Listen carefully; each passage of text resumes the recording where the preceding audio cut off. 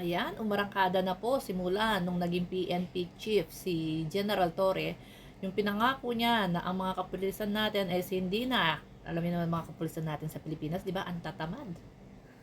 Kitang paupo-upo lang. Paupo-upo lang po. Hindi naman natin sinabi na doon sila sa mainit, magbilad sila. But at least, di ba, magtrabaho naman sila. Magpatrol sila. Kahit lakad-lakad lang yan, di ba? At least may nakikitang ang mga kababayan na natin, they feel safe kapag may mga kapulisan po na mga nagpapatrol.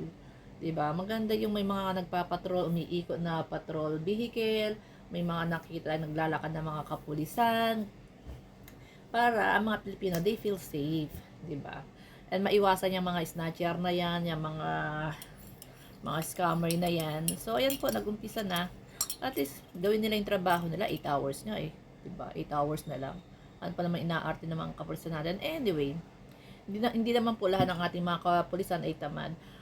Karamihan naman sa mga kapulisan natin is, at mga kasundaluhan is mga masisipag po talaga. Yung iba talaga, may mga bulok. May mga bulok po at yung ibang bulok na yon nanghahawa pa ng mga matitino. So anyway, ayan po, ibabalik na po sa mga kalsada. Yung mga kapulisan natin, kesa nakatambay po sa labas ng kanilang mga presinto, tapos mga nakaupo nagse-cellphone.